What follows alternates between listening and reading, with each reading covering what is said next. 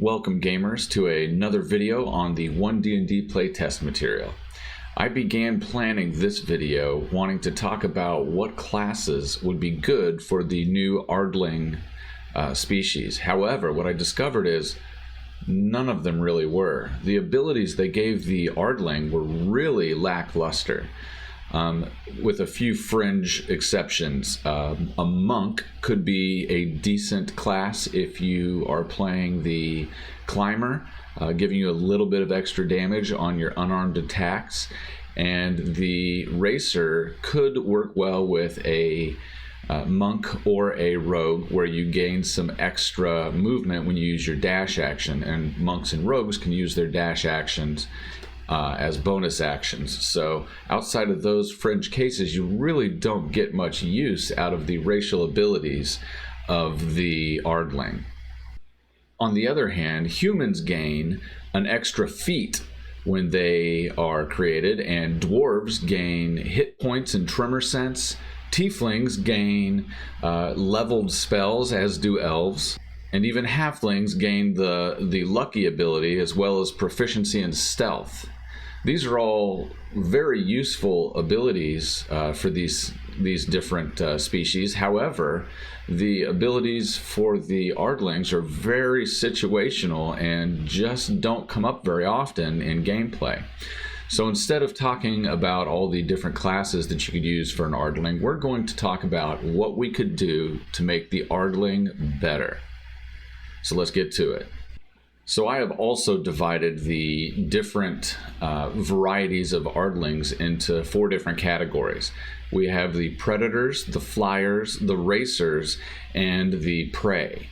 I tried to base the abilities on other animals within the D&D world, different beast type creatures. As these are bestial type humanoids, I thought that was appropriate. So for the first one, I went with the predators, and my idea for the predators would be that you give them a proficiency bonus times per day. You allow them to use their bonus action to grant advantage to their allies for the round.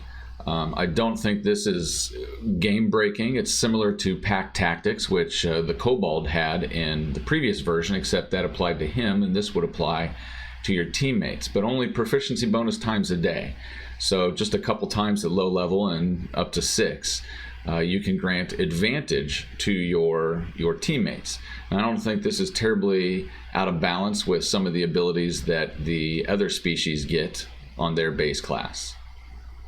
I built the Flyer's ability off of the Flyby ability that many beasts have, allowing the Ardling with this ability to glide up to their movement speed horizontally, proficiency bonus times a day. If they did not start next to a creature when they started this movement, they would also then be able to move away without provoking an opportunity of attack. For the racer Ardlings, I decided on something similar to the Pounce ability.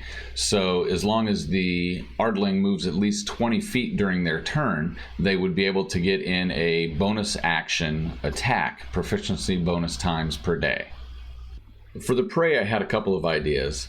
The first one being similar to a feat that humans could get, the alert feat, giving the prey Ardling advantage on initiative checks.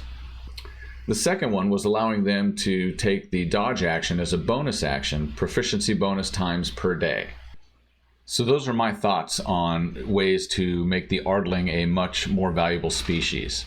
Let me know down in the comments if you have any other suggestions on what could make the Ardling more useful. And don't forget to subscribe so you'll be notified as I make new videos.